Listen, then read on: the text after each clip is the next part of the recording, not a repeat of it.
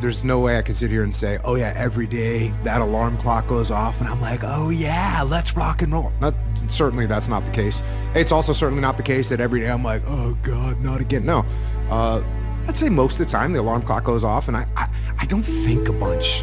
Like when my alarm clock goes off, I don't think a bunch. I don't debate with myself. I'm not negotiating. The thing goes off and I'm doing what I'm supposed to do. It's sort of robotic. Now, this much I can say. When you go and work out, you're going to feel better. You will get energy from working out. That is a guarantee. If you go work out, you're going to feel better. If you go break a sweat, you're going to feel better. You're going to get more energy from it. And look, you got to go really, really hard to where now you feel more tired when you're done. And even that, I mean, you got to go psycho. I'll do that occasionally, but I don't do that on a daily basis. You know, at the end of a day, if I wake up, lift, run, surf, and then I do jiu-jitsu in the afternoon, like at the end of that day, I'm tired and I feel tired.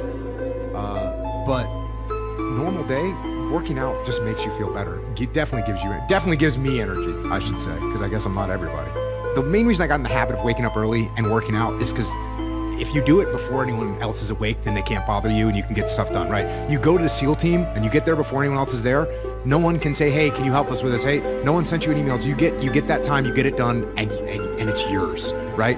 I remember when you were on my podcast, and I don't wear sunglasses when I run in the morning because I sweat and it fills my sunglasses. It's not because I want to let the UV light into my eyes. That's not cortisol boost. Right. It's not for the cortisol. I didn't know that. It's cool that I know it now.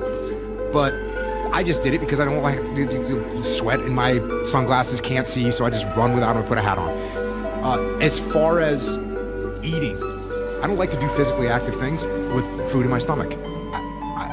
That's just the way it is. Yeah, me either. And so I don't want to, and what really keeps that in line for me is I'm doing jiu-jitsu in the afternoon. And so if I'm eating a big lunch, by the time the afternoon rolls around, I'm kind of, I got food in my gut and I just don't like that feeling. So no, I don't eat a big meal until I'm kind of done with the physical stuff for the day, which is usually at night, 6, 7 o'clock at night. When I'm working with clients, like so I have a leadership consulting company, Echelon Front. When I'm going to work with a client, I'm not eating. Because they're going to be asking me questions. We're going to be diving into what's happening inside their business. Like there's a lot of stuff going on. It's a lot of cognitive work.